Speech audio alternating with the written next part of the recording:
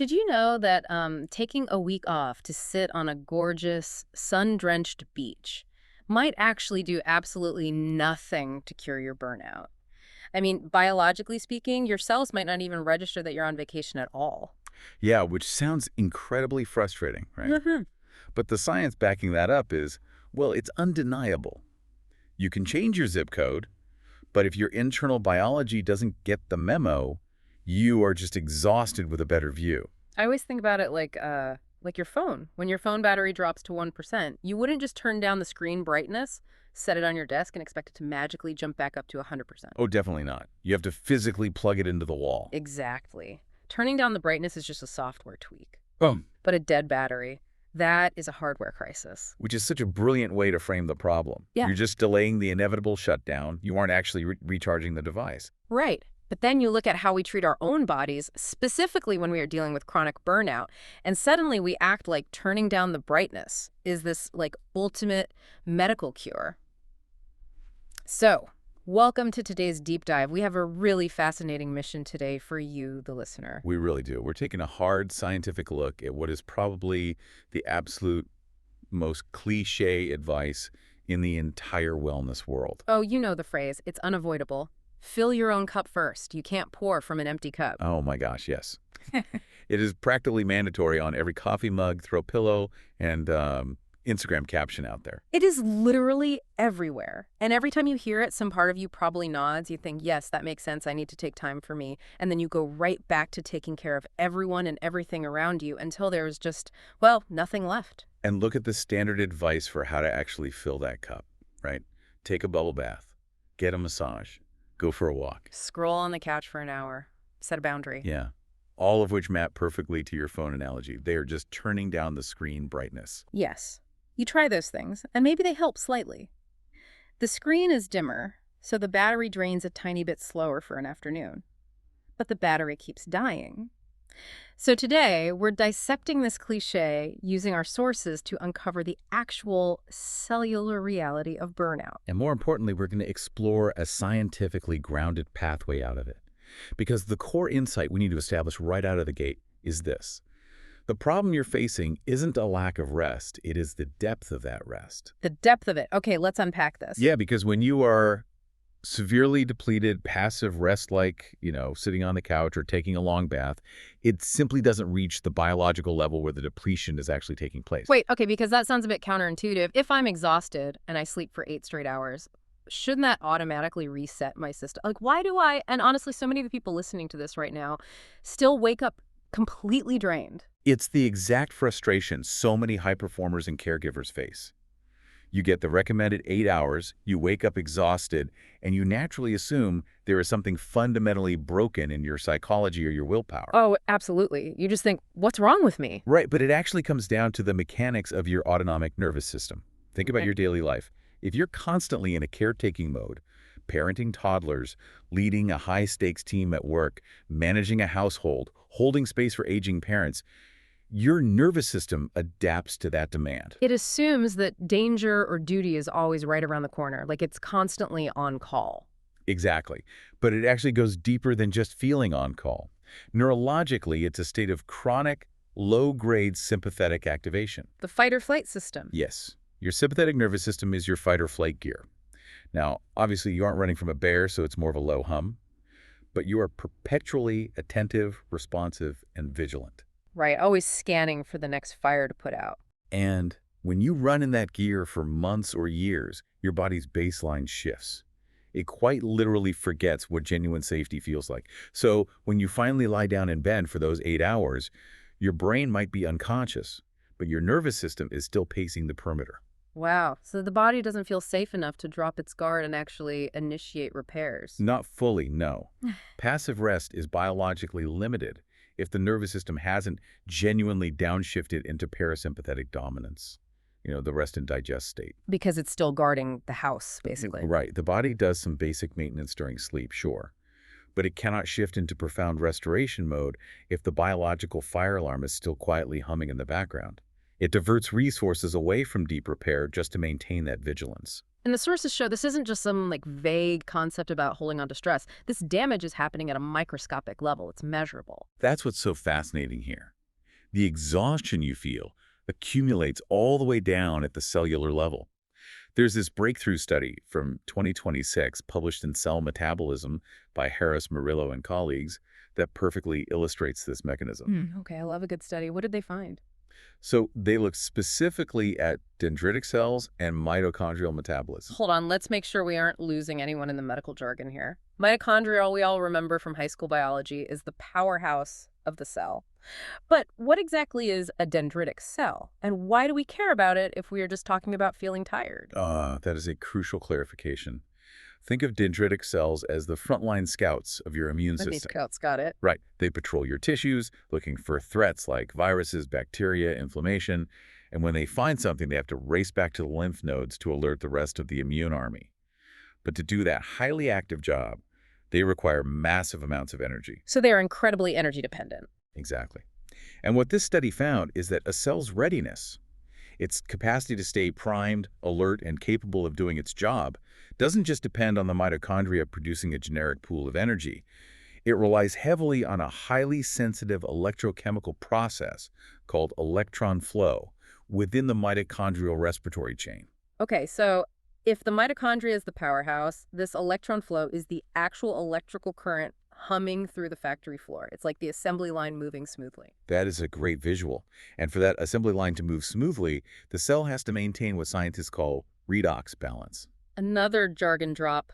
What is redox balance? Fair enough. Fair enough. Put simply, every time your cells make energy, they also create exhaust. Free radicals. Redox balance is the delicate equilibrium between producing energy and cleaning up that toxic exhaust. Oh, I see. Energy creation naturally makes waste. Right. And when your body is in that chronic low-grade sympathetic stress state we talked about earlier, your breathing patterns change. You start taking shallow, rapid chest-led breaths. Which is what you do when you're stressed. Exactly. This is highly efficient if you are physically bracing for an impact or scanning the horizon for a predator. But it drastically reduces the deep oxygenation your cells receive. Because you aren't using the full capacity of your lungs, right? You are basically just sipping air off the top. Yes. And that chronic lack of deep oxygenation, combined with constant stress hormones, absolutely wrecks the redox balance. The exhaust just builds up. And the factory floor gets clogged. Precisely. The electron flow in your mitochondria starts to stutter and fail. Yeah. And when that flow is disrupted, your cells lose their readiness. The dendritic cells, your immune scouts, literally run out of the specific type of power they need to function. Wow. Which explains so much. The sources map out the downstream effects of this, and it ripples across every system you rely on. I mean, when this cellular factory line breaks down, it compromises your immune system, which is why burnt out people catch every single cold going around the office. Oh, absolutely. And it compromises your cognition, leading to that really heavy brain fog. Yeah. It wrecks your emotional regulation and throws your hormones into complete chaos. Because your cells are quite literally suffocating in their own metabolic exhaust. That's exactly what's happening. So when we talk about burnout, we have to stop treating it like a psychological failing or a time management issue. You aren't tired because you can't manage your calendar. You are tired because you have a compromised mitochondrial state. Your baseline biology has fundamentally been altered. Which brings us right back to why the beach vacation fails. You can fly to Hawaii, sit on the sand, and stare at the ocean all you want. But the rust is still there. Right. If your mitochondria are still stuck in a disrupted state, and your breathing is still shallow and locked in a stress pattern, the cellular environment hasn't changed. The internal rust is absolutely still there. So the relief from the vacation basically fades the moment you check your email at the airport. Yep, because your cells were never actually given the specific biological conditions they needed, like restored electron flow and proper oxygenation, to complete the repair work. Okay, so we've established that we cannot just sleep our way out of this, and we definitely cannot think our way out of a mitochondrial deficit. Which leads us to the mission-critical question here. How do we actually bridge this gap? That's the million-dollar question. If passive resting doesn't work, how do we communicate with our own cells to initiate this deep hardware-level repair? We have to stop speaking to the mind and start speaking the body's language. And let me just say, giving yourself permission to rest does not speak the body's language. I see this advice everywhere online. Give yourself grace. Give yourself permission to do nothing. Oh, it's everywhere. But telling a chronically burnt out, nervous system activated person that they have permission to rest is useless. It's like trying to negotiate with a blaring smoke detector in your kitchen. That analogy perfectly captures the disconnect. You can't just stand in your kitchen while the alarm is screaming and say, "Excuse me, Mr. Smoke Detector, I acknowledge your noise, I am setting a boundary, and I give you permission to stop ringing." It doesn't care.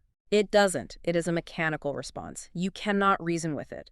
You have to get a chair, stand up, and physically pull the battery out or press the reset button. And if we connect this to the bigger picture, what you are highlighting is the fundamental difference between cognitive practices like repeating affirmations or thinking about resting in body-based somatic practices. Right. Mind versus body. Exactly. You cannot reason your way to cellular restoration. Permission without a physical pathway is just another mental task on a to-do list that you already don't have the energy to complete. The biological reset button highlighted across our sources is conscious breathwork. Okay, I am going to play devil's advocate here because I know exactly what the listener is thinking. Come on, I breathe 20,000 times a day without even thinking about it. Are you seriously telling me that taking some deep breaths is the magic medical cure to undo a decade of chronic stress and cellular damage? And it is a completely valid skepticism, because the automatic breathing you do 20,000 times a day is exactly what is keeping you trapped in the stress cycle. Because it's that shallow chest breathing. Yes. Automatic breathing in a stressed person is shallow, erratic, and chest-focused. Conscious breathwork is an entirely different mechanical lever, and it all comes down to the vagus nerve. Ah, the vagus nerve, the information superhighway between the brain and the organs. Precisely. The vagus nerve wanders from your brainstem all the way down through your heart, lungs, and digestive tract. It is the primary sensor that tells your brain what is happening in your body. So it's basically reporting back to headquarters. Exactly. Now, your diaphragm, the large muscle at the base of your chest that powers deep breathing, is physically wrapped around the vagus nerve. Oh, wow. I didn't realize they were physically connected like that. They are. When you engage in intentional, rhythmic, deep diaphragmatic breathing, the diaphragm physically massages and stimulates the vagus nerve. So you are using a physical muscle to manually trigger a neurological response. Yes. You are sending a massive, undeniable electrical signal straight up the vagus nerve to the brainstem that says, the environment is safe. We are not running from a predator. And the brain just, has no choice but to listen to that signal. It's hardwired. The brain immediately shifts the autonomic nervous system away from that sympathetic on-call state and forces it into parasympathetic dominance. Wow. Your heart rate variability changes, your blood pressure drops. But more importantly for our discussion of burnout, improving this breathing mechanic restores the deep, sustained oxygen delivery that your cells have been absolutely starving for. Which goes right back to the mitochondria and the cell metabolism study. Exactly. That massive influx of oxygen delivered while the nervous system is in a state of deep safety is the crucial ingredient needed to clear out the metabolic exhaust. The factory floor finally gets swept. Yes, it restores the mitochondrial electron flow. You are finally giving the cellular factory the exact mechanical and chemical conditions it requires to run the heavy-duty repair work. It's incredible because it bypasses the overthinking brain completely. You don't have to have your whole life figured out. You don't need to resolve all your workplace trauma or fix your relationship before you heal your burnout.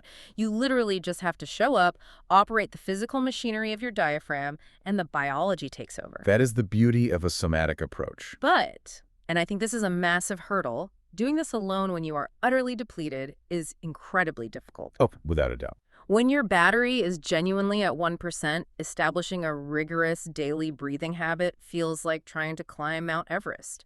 Your brain actively resists it. So is there a biological shortcut? Like, is there a mechanism to make this nervous system downshifting easier for someone who is too tired to even start? There is, actually, and it is arguably one of the most powerful yet wildly underutilized tools we have in human biology. Here's where it gets really interesting, listener. What about nervous system co-regulation? I've seen this term popping up everywhere lately. Can someone else's calm nervous system actually hack into my stressed out one? It's a great concept, and it raises an important question about how humans evolved. To survive, early humans had to be intensely attuned to the state of their tribe. Right, for safety. Exactly. If one person in the group suddenly got terrified, their heart rate spiked, their breathing got shallow, and their facial expressions changed. The rest of the tribe needed to instantly pick up on that to survive the hidden predator. We are biologically wired for co-regulation. So we are constantly reading each other. Constantly. Our nervous systems are subconsciously scanning the microexpressions, posture, and acoustic breathing cues of the people around us. It's like herd behavior. If you see a herd of deer and one of them gets spooked and freezes, the whole herd freezes. But conversely, if the danger passes and one deer size lowers its head and starts peacefully chewing grass, that signal of safety ripples through the entire group. That is the exact mechanism. It involves mirror neurons in your brain and the entrainment of heart rate variability. Mirror neurons. Okay. Yeah, so when you walk into a room filled with people who are frantic and stressed, your mirror neurons pick up those cues and your own heart rate elevates. But the magic is that it works in reverse, too. So if I place myself in a group that is actively downshifting. When you arrive in a space where other people are intentionally and collectively slowing their breath, your nervous system feels the undeniable biological safety of the herd. Oh, wow. You hear the slow, rhythmic breathing. Your mirror neurons register the relaxed facial muscles around you. The group's collective regulation acts like a biological tether, physically pulling your own erratic nervous system into alignment. That is amazing. You are literally borrowing their calm. You don't have to do all the heavy lifting of downshifting by yourself. The environment does the work for you. And this produces a depth of cellular restoration that solitary practice simply misses, especially for people who've been chronically isolated in their caregiving, parenting, or leadership roles. Because they're always the ones in charge. Right. When you are always the one leading, being in a space where the collective carries you is a profound biological relief. Well, the sources point us to a highly relevant real-world application of this exact science. It's an organization effectively acting as a case study for everything we are talking about today. They are called Energy of Creation. Yes, a wellness community based out of Temple and Belton in Central Texas. And their entire operational mission is breaking cycles, building futures, which is perfectly fitting because chronic generational burnout is fundamentally a biological cycle that gets passed down through families. Stressed parents co-regulate stressed children. That is such an important point. Exactly. And they are a 508c1a Sure, nonprofit, yeah. right? What makes them so relevant to our deep dive is how they've structured their intervention around the specific biology we've discussed. They run a program called the 21-Day Conscious Breathwork Awakening Journey. And the timeline there is not arbitrary. 21 days is a highly intentional time frame in biology. Why 21 days specifically? It is the minimum required window to begin establishing new neural pathways, what we call neuroplasticity, and to allow for meaningful cellular turnover. You are literally giving your mitochondria a structured 3-week window to clear out the rust and rebuild that electron flow. That makes total sense. By the way, the program is $497 and it's available virtually and in person. But the mechanism they use isn't just taking a few deep sighs, is it? They utilize a methodology called soma breath, which, for the listener who hasn't heard of it, is not just quiet meditation. No, soma breath is a very active, structured protocol. It combines rhythmic, beat-driven breathing with specific periods of breath retention. Wait, breath retention, where you actually hold your breath for extended periods? Yes. Which sounds stressful, but it actually triggers something called intermittent hypoxia, right? You nailed it. Brief, controlled drops in oxygen during the breath holds act as a positive stressor. It signals the body to produce more red blood cells and constrict new blood vessels. So it's basically a workout for your cells. It is a massive workout for your vascular system that ultimately increases your cell's ability to utilize oxygen efficiently. And Energy of Creation pairs this breathing methodology with Ayurvedic support. Okay, unpack Ayurveda for us in this context. Now, Ayurveda is an ancient medical system from India, but if we look at it through the lens of modern biology, it is essentially the science of systemic balance. Meaning everything is connected. Right. It recognizes that if your nervous system is shifting, your digestion, your sleep architecture, and your immune system are all going to shift too. By including Ayurvedic support, the program acknowledges that you are rebuilding the entire hardware of the body, not just doing a breathing exercise. It is a comprehensive biological intervention, and what I really love about their approach is that they understand the barrier to entry. I mean, committing to a 21-day physiological overhaul is daunting, so they host something called Super Sunday. It's a low-barrier, monthly gathering designed specifically for beginners.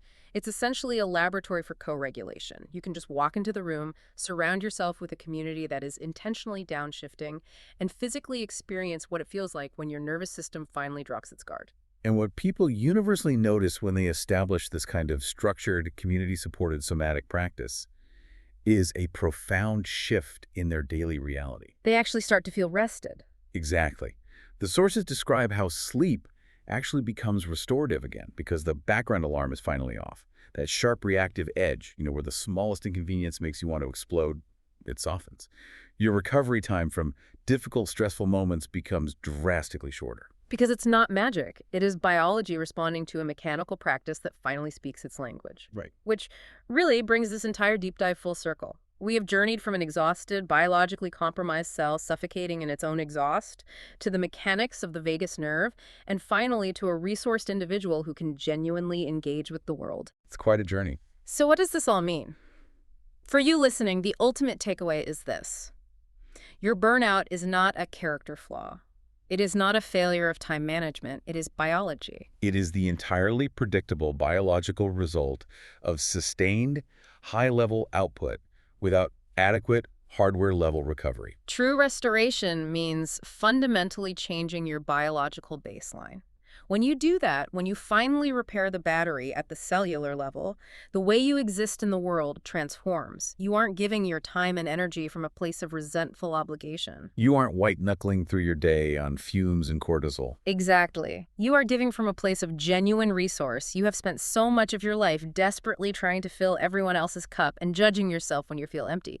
But now you actually know the biological pathway to rebuild the battery. It is not a bubble bath. It is not a vacation. It is the breath. And as we wrap up today, this raises an important question I want to leave you with. A thought experiment to mull over on your own. I love these. Let's hear it. We've talked extensively today about the individual, your cells, your mitochondria, your personal nervous system. But we also touched on the profound evolutionary power of herd co-regulation. Right. If conscious breathing and group co-regulation can fundamentally alter our mitochondrial health and repair the deep damage of chronic stress in just 21 days, what might happen to the collective health, creativity, and empathy of our entire society if we started prioritizing communal downshifting as highly as we currently prioritize our individual productivity? Wow. Imagine that. If we stop just frantically turning down the screen brightness and isolation and finally build a world where we all plug into the wall together.